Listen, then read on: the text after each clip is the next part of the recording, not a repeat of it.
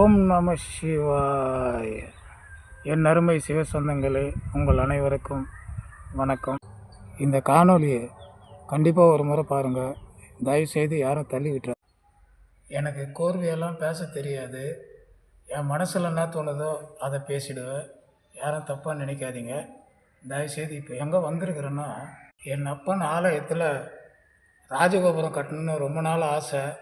அதுக்கான முயற்சியை நிறைய தடவை எடுத்துட்டோம். எங்களால் முடிஞ்ச அளவுக்கு நாங்கள் என்ன பண்ணியிருக்கோன்னா, சின்னதாக காலம் போட்டு கொஞ்சம் எழுப்பி வச்சுருக்குறோம். அதுக்கப்புறம் அதை செயல்படுத்த முடியல. பொருளாதார பண வசதி எதுவும் இல்லை. அடியாருங்க நிறைய பேர் இந்த திருத்தலத்துக்கு வராங்க. மன நிறைவோடு ஐயனை தியானம் பண்ணிட்டு போகிறாங்க. இந்த தலத்தின் விசேஷம் என்னான்னு பார்த்தீங்கன்னா, திருமணம் ஆகாதவங்க இந்த கோயிலுக்கு வந்தால் கண்டிப்பாக திருமணம் நடக்குங்க. அதே மாதிரி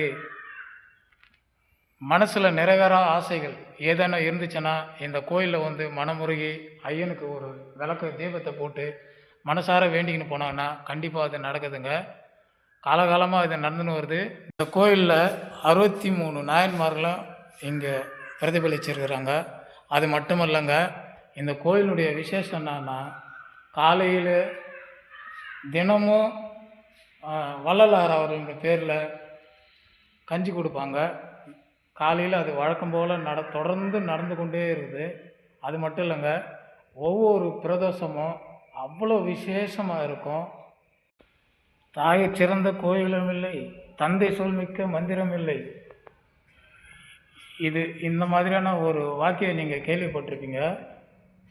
இந்த வாக்கியத்திற்கு முழு அர்த்தமே, இந்த கோயிலை பராமரிக்கிற அன்பான அடியார் ஒருவர் இருக்கிறாரு. கண்டிப்பாக நீங்கள் அவரை பார்த்தே ஆகணும்.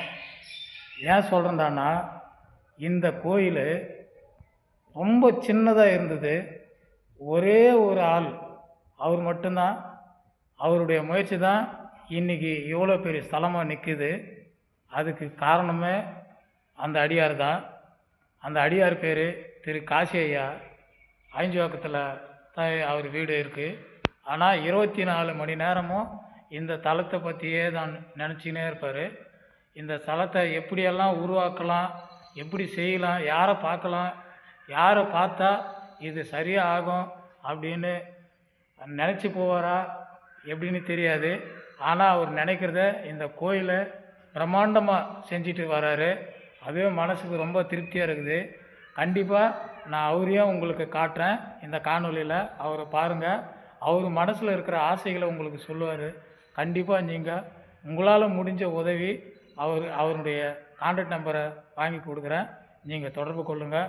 உங்களால் முடிஞ்சது சிவாய நமக நீங்கள் கண்டிப்பாக உதவி பண்ண.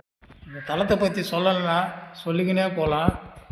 என் மனசுக்கு தோணுனதை நான் என் கண்குருட இங்கே நான் கண்டதை நான் உங்களுக்கு இந்த பதிவில் போட்டிருக்கிறேன்.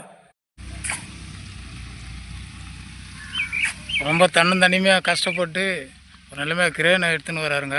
கிரேனையும் காட்டுறேன் பாருங்கள். அதையும் இந்த பதிவில் போடுறேன். ராஜகோபுரத்தை காட்டுறேன், நீங்களும் பாருங்கள்.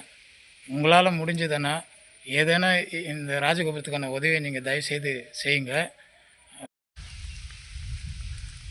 ஒரு வழியாக நாங்கள் எதிர்பார்த்த மாரியா டிராக்டரில் பாறை வந்துச்சு. நான் சொன்ன காசி ஐயா இவர் தான் ஐயா. இவரை பார்த்துங்க ஒரு முறை. இவருடைய கான்டாக்ட் நம்பர் வாங்கி இதில் பதிவு பண்ணுறேன். பார்த்துங்க நல்லா. ஒரு வழியாக ஐயா நினச்ச மாரியாவே அவர் மனசு போலவே பாறை வந்து டிராக்டரில் இறங்கியிருக்குது ஐயா. இதுதான் ஐயா இந்த தலம். பார்த்துங்க. இதுக்காக தான் இவ்வளோ காலமாக ரொம்ப கஷ்டப்பட்டு ரொம்ப கடுமையான முயற்சி எடுத்துருக்காரு. ஒரு வழியாக ராஜகோபுரத்துக்கு 5 பார்வை மேலே ஏற்றிட்டோம். மனசுக்கு ரொம்ப நிறைவாக இருக்குது. நீங்களும் பாருங்கள்.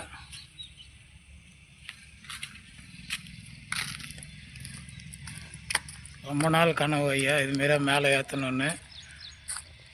இனிமேலும் மேலே கோபுரம் எழும்ப உங்கள் ஆசீர்வாதமோ ஐயனுடைய ஆசீர்வாதமோ இருந்தால் போதுங்க.